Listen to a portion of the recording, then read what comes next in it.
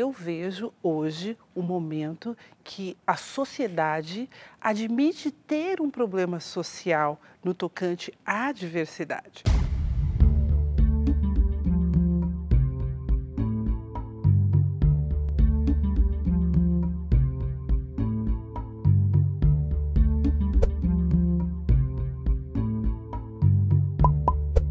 O Canal Brasil recebe a executiva negra brasileira Rachel Maia para a gente conversar sobre empreendedorismo, conversar sobre a participação das mulheres no mundo corporativo, no mercado de trabalho. Rachel, obrigada por aceitar o nosso convite, é um prazer estar aqui com você. Prazer é todo meu. Rachel, a gente debate bastante aqui no Brasil, acho que eu faço parte de vários outros universos também que debatem muito o papel da mulher, né? Especialmente na vida executiva, né?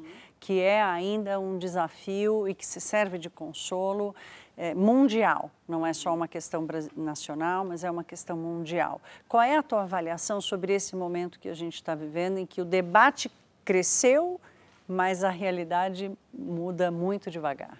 Eu acho que nós seremos precursoras. Eu acho que dentro em breve, quando nós tivermos um programa como este, para falar sobre o expertise de mercado, vamos chamar um executivo no stage e vamos convidá-lo a falar.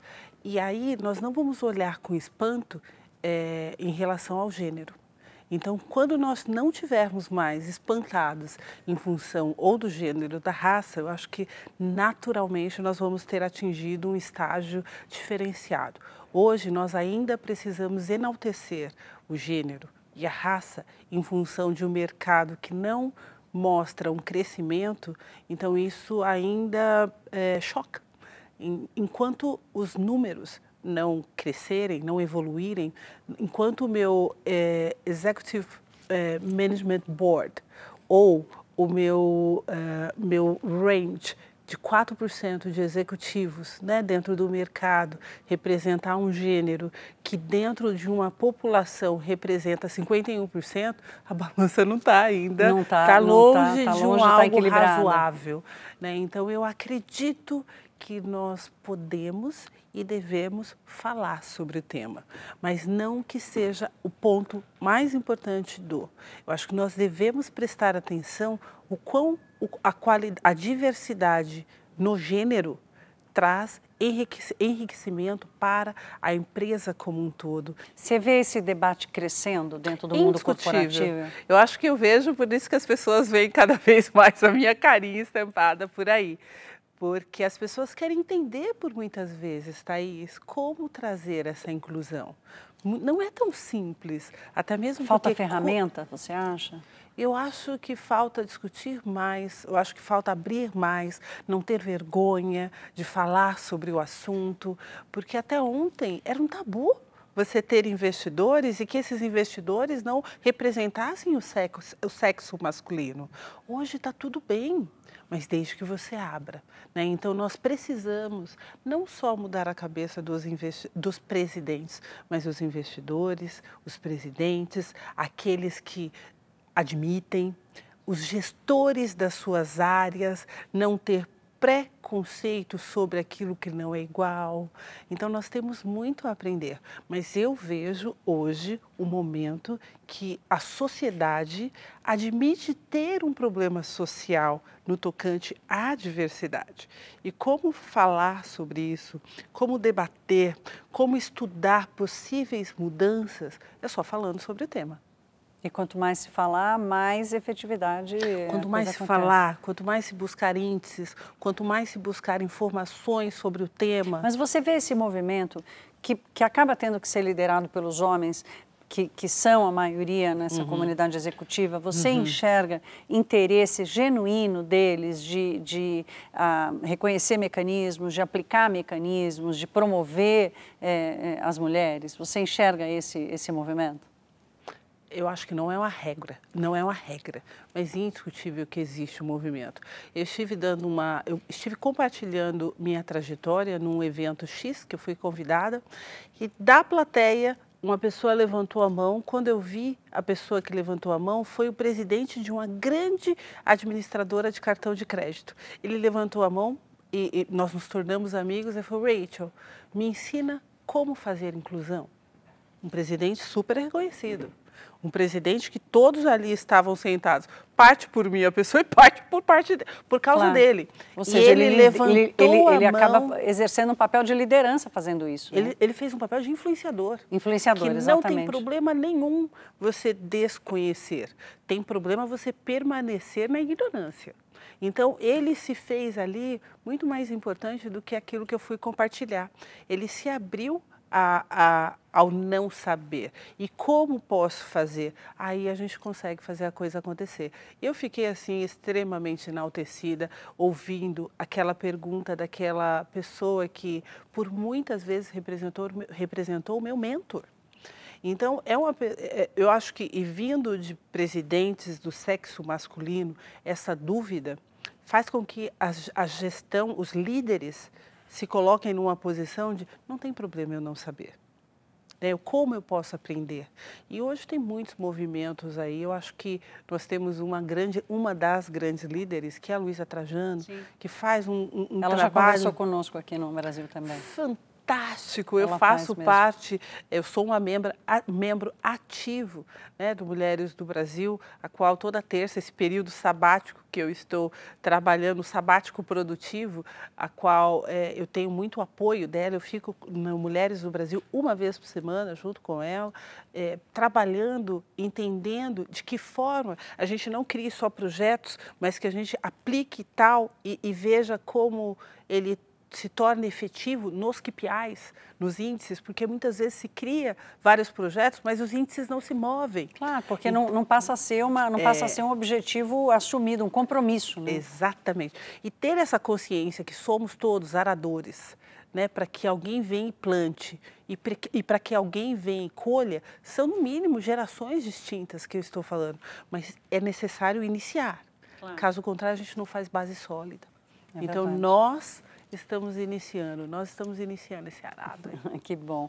Vamos mudar um pouquinho de assunto agora para falar de uma outra área que também eu acho que você tem uma participação ultra relevante no Brasil, que é o empreendedorismo. Uhum. Né? A gente vive um momento no Brasil de altíssimo desemprego, em que você vê surgir muito aquele empreendedorismo por necessidade, né? Aquela pessoa que perdeu o emprego e vai buscar um talento, vai buscar um nicho de mercado para empreender. E, ao mesmo tempo, eu percebo um nascimento ou um surgimento de ondas e de focos, assim, de nichos de empreendedorismo de um brasileiro que talvez a gente nem imaginasse que existisse. Né? E isso está se espalhando no Brasil todo, não é mais uma coisa só de grandes centros como São Paulo ou Rio de Janeiro. Eu queria a tua avaliação, o teu diagnóstico sobre esse movimento do empreendedorismo, como é que você vê a força dele, a qualidade dele. Falar sobre empreendedorismo aqui para mim me traz grande satisfação, porque eu vejo grandes talentos sendo descobertos através de ideias que estes empreendedores só puderam colocar em prática através do próprio negócio, mas que empresas globais, multinacionais ou grandes empresas nacionais detectam esse bom movimento ou este bom negócio que foi criado e compram. Né? Gerou uma receita para este empreendedor que ele nem esperava. Ou ele é precursor de um novo negócio que por muitas vezes estávamos acostumados dentro de um processo, porque era um processo pré-estabelecido por grandes empresas ou por uma sociedade que tinha uma cultura X, e vem um empreendedor trazendo algo completamente novo. E isso é fantástico, isso se chama empreender. Empreender no novo, que é aquilo que as pessoas têm curiosidade, mas a vida deu um empurrão, muitas vezes um empurrão que a fez sofrer, porque estar desempregado não é uma situação, em especial quando é mãe ou pai de família, né? Tem a responsabilidade de gerar todo o provento da casa, e aí você se vê numa situação a qual você não pode deixar de gerar recursos. Então, deixar de gerar recursos significa menos ensino, menos qualidade, né, na educação, menos alimentação, alimentação, tudo aquilo dentro daquela família que era tão prática quando você é um intraempreendedor, né, quando você está trabalhando dentro do terceiro, né, ou quando você simplesmente sabe que seu salário está garantido e vem no final do mês e você se vê necessário a criar. Então isso tirou muitas pessoas da zona de conforto, ou de uma zona que eu não preciso mostrar meu talento. Então o empreendedorismo trouxe talentos e isso é fantástico. E eu lido com isso, não só com a Ana Fontes, né, mas com outras grandes mulheres que apostam no empreendedorismo como uma das válvulas, um dos trampolins para que a gente possa mudar o nosso Brasil de hoje. E é fantástico. Nesse momento específico da economia, com toda a questão do desemprego que a gente está vendo, você acha que a gente pode se surpreender aí com a quantidade de empreendedores criativos, eficientes e que podem ter sucesso? Só concluindo a minha linha de raciocínio, não, em momento algum. Né, e vem de encontro com isso que você acabou de colocar aqui sobre a questão de muitos empreendedores estarem aflorando. O único cuidado, né, que se vocês me permitem dizer aqui você tem que buscar conhecimento, inclusive para ser um empreendedor. Isso é importante. Não dá para simplesmente você, olha, vou abrir uma portinha aqui de algo que de repente eu vejo que é algo interessante e inovador. Não basta, né? Você tem que aprender a ser o empreendedor para trazer inovação e qualidade. Isso é super importante você falar. Mesmo que seja sobre um bolo caseiro delicioso. Você pode trazer inovação e qualidade dentro de um bolo caseiro delicioso que todo mundo já conhece. Então você precisa aprender. Conhecimento é poder. Então você tem que ir atrás desse conhecimento para ser sucesso.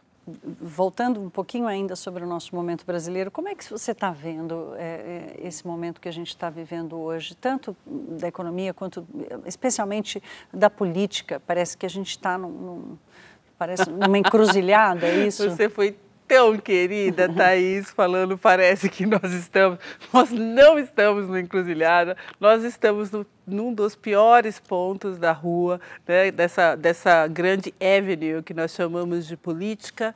Nós paramos, infelizmente, num ponto quase que estamos mostrando o pior, né? Nós não temos que ter medo e nem vacilar, né, em ter a certeza que nós chegamos num ponto que nós temos o exemplo do que nós não podemos e nem devemos continuar. Nunca mais. Corrupção, nunca mais.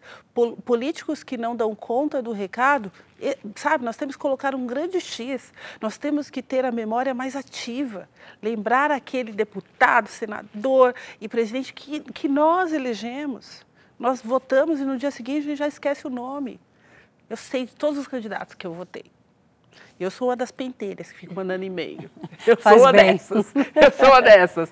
Mas eu acho que não pode ser algo isolado. Você não pode ser outlier dentro desse processo de responsabilidade política. Nós temos que abraçar essa responsabilidade. É que o brasileiro, se assustando com a corrupção, ele está se afastando cada vez mais, né? Eu não vou colocar essa responsabilidade só nos políticos, neste caso. Isso é uma questão social. E nós temos que mudar esse behavior, esse comportamento social. Nós temos que estar mais internados dentro do processo de prometeu, então você vai cumprir. Como que estão as suas promessas? E vai lá e checa. Como que está, como não está? Se faça uma voz ativa dentro do processo. Por isso que eu acredito que muitas vezes nós nos colocamos numa posição mais confortável, né? Só cobrar. Não, o que você está fazendo também? Eu acho que traga para a primeira pessoa do singular. Eu acho que é interessante você mencionar que os políticos que temos, políticos na sua maioria das vezes corruptos, medíocres, mas nós queremos. O povo não pode refletir o seu político e o político não pode refletir o seu povo, não mais. Mas para isso nós temos que nos posicionar. Nós temos um problema? Sim, mas eu acredito que não é de todo mal. Acredito que aproximadamente há uns 18 meses começou a se colocar muita coisa aí no ventilador, está tudo certo. Mas nós não podemos viver nessa vibe o tempo todo de corrupção sobre corrupção. Entendemos? Vamos prender e vamos colocar essa história aí no próximo livro, no um livro bom, um livro health, um livro novo, que traga uma nova página de prefácio. E esse prefácio deve ser: o Brasil pode e merece crescer. Como fazer? A história é nossa. Com esse teu diagnóstico e a tua relação com o mundo corporativo internacional, né, como é que você avalia a visão desse mundo corporativo global sobre o Brasil hoje? Porque a gente está se vendo no pior momento. Lá fora, quem investe no Brasil continua querendo vir para cá? Você sente ainda vontade ou um certo vou esperar para ver no que dá? Indiscutível. É indiscutível que os investidores querem esperar. Eu tenho esse acesso, né, aos investidores globais, porque eu fiz isso até 2 meses atrás. Então, sim, se aqui no Brasil a população está reticente, sem saber o nome do seu candidato, quiçá lá fora. Se você não sabe em quem você vai votar ainda, tudo vem na prorrogação do segundo tempo para nós. Mas, independente, assim, o que você vê vamos esperar para ver no que dá, mas o interesse em investir no Brasil continua? Continua, existe. É algo que nós somos demograficamente muito grande para ser ignorado. É verdade. Nós não podemos simplesmente ser ignorados. Por isso que os investidores se preocupam para saber quem vai ser o head desse processo. Caso contrário, então tá bom, o econômico e o político, eles podem andar separados. Não pode. Não podem. Não vai andar separado, né? Porque em um momento ou outro vai se questionar o que está acontecendo na política. Eu consigo ou não consigo entrar nesse país? A burocracia ainda emperra o crescimento desse Brasil ou não? Então, eu acho que também os políticos estão mais preocupados. Eu não posso simplesmente roubar, porque eu sei que tem gente olhando. Então, eu acho que este posicionamento social tem que vir da população. Para a gente encerrar, Rachel, você percebe ou enxerga uma situação em que o Brasil está passando por uma transformação? Talvez todo esse mal, todo esse perfil tão negativo da política e esse momento que a gente está vivendo, que você colocou como o pior que a gente já viveu até hoje, está nos levando para um momento de transformação do país? Eu acredito que existe uma vontade de transformação. Mas tem tanta gente ainda emperrando o nosso Brasil a virar a página, mas a contrapartida disso tudo eu acredito que as pessoas né, e eu me incluo nisso, nós não estamos só aceitando, né, e ficar de forma passiva dentro de um processo. Eu acho que nós estamos questionando muito mais. E isso é um bom posicionamento para um país que quer virar a página. Mas ainda dependemos do nome que vai sentar na cadeira, chamado Presidente da República. A gente está muito dependente disso, né, Rachel? Ainda. Nós não podemos, dado a este fato de ver uma invasão de talentos em função da não credibilidade, né? A oportunidade está aí, a gente tem que chamar de oportunidade, e não a desigualdade. A falta da oportunidade em detrimento de uma pessoa que está sentada numa cadeira tão importante. Então, eu acredito nesse momento de transformação, sim.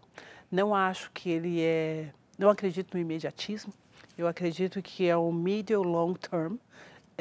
E como eu disse, o Brasil ele tem uma expressividade global para ser ignorado. Então, ele não será ignorado.